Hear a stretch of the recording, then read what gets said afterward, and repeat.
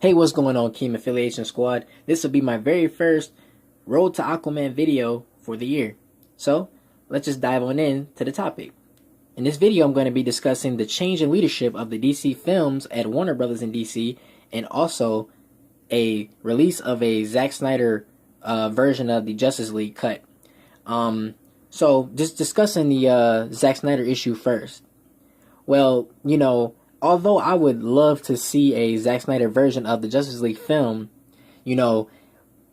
it's sad to say this, but we're pretty much not going to get it, and I'm pretty sure a lot of you know that. And for the ones who really are crossing their fingers for one, don't get too excited or your hopes up too much for it, because first off, we know how Warner Brothers is. That's just not a secret. It's pretty much out in the open now about how they treat their directors and writers and people who's involved with stuff like this, especially when something goes wrong. They just, throw them right up under the bus. And it's a tragedy because, the fact that, the reshoots were rumored before the movie came out, then, you had so many people, including myself, that defended it. And although, once again, I said this plenty of times before, but I'm going to say it again in this video just in case. I did enjoy the theatrical cut that we had of the Justice League film, but I would have preferred, and I would have more than likely loved to have seen Zack Snyder's version, because it originally tied in to what he has done with Man of Steel and Batman vs. Superman, and also even more connections to Wonder Woman's solo film that she has of her origin film, earlier in 2017. So, that's very important. And, like I said, there's plenty of fans out there, including myself, that would love to see Zack Snyder's version of the Justice League film, but we're not going to get it because, unfinished scenes, they're going to have to, put money down for unfinished scenes and CGI and things like that. And it's pretty much the movie was never finished because his version never went into post-production. It's not because it's like, oh,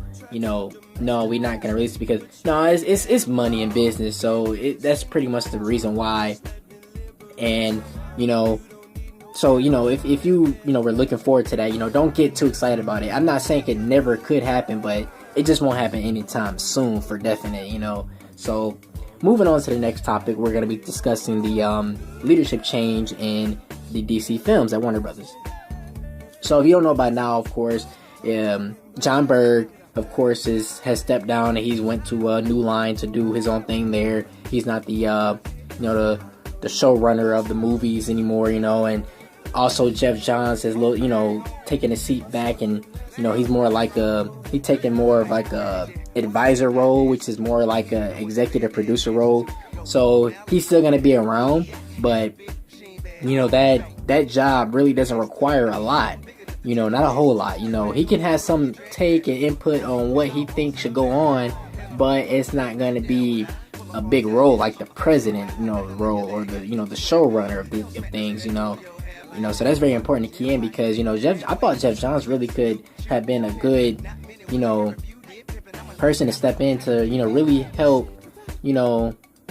get these movies in shape. But one thing for sure is he is a comic book guy, so and it's a lot of comic book events that has been going on in 2017 and in 2016 too, that he's been helping out with and doing and running. So the guy is busy too. So when it comes to movies, sometimes to just stop and think about it, he might not really have the time to really go over these help helm these movies the way he wants too. So that's another thing that we could possibly factor into. So once again, I am kind of disappointed that he's not really the operating officer of this right now. But then again, it's kind of like we'll see what the new guy can do. I'll think of his name here shortly, but I know the guy did he had some involvement in like It, Conjuring, and other movies as well too, I'm pretty sure. But you know, those were his two biggest movies that people know him from, and is It and Conjuring. So you know, let's see, you know, and he's of course he's really very familiar with Jason Momoa and James Wan, of course, because you know James Wan, you know, was also involved with Conjuring. So you have to know that they would he would definitely have to be you know, kind of familiar with the guy. So that could also be a possible you know, way that, you know, maybe even James Wan could be more involved with, you know, the movies as well, and maybe be producers on future developments in the films that comes out next. And you know, and the reason why I say that is because, you know, with Warner Brothers, the way they work, you know, say if James Wan's Aquaman movie this year, later this year, you know, is critically acclaimed and you know, financially successful too, in a way, maybe, you know, and you know, he could possibly get promoted and, you know, get a better job too. So, you know, that's something to look out for, you know. And I don't want to take up you guys' time too much with this video, but you know, I just really wanted to discuss this because, you know, now that, you know, things are out in the air, it's kind of like, you know, when you talk about certain movies like a sequel to Suicide Squad, a Flashpoint movie, and Nightwing and Batgirl, you know, hopefully these movies still happen. I'm pretty sure a few of them that I named will still happen. Not so sure about Flashpoint. I'm gonna just be honest. I really would, you know, we're gonna be speculating a lot this year about whether that movie happens or not, because, you know, so many things could change, and you know, a movie like Flashpoint is a big risk unless they're really thinking about you know, resetting, you know, the universe and whatnot. But then again, I don't think they would really want to do that, because then they would be in a situation where they're forced to recast a lot of characters. And when you talk about like Gal Gadot as Wonder Woman, and you know, even Jason Momoa as the Flash and Henry Cavill as Superman, you know, that's a huge loss. With just those three characters alone is a huge loss. It's already enough if you lose Ben Affleck as Batman, but you can do that replacement, you know, if they wanted, so they could find a way. But when you talk about replacing Henry Cavill as Superman, Gal Gadot as Wonder Woman, and also Jason Momoa as Aquaman, that's a huge risk. And I don't know if they would want to do that so early. So, you know, let's stay on our toes on that one and keep our ears open.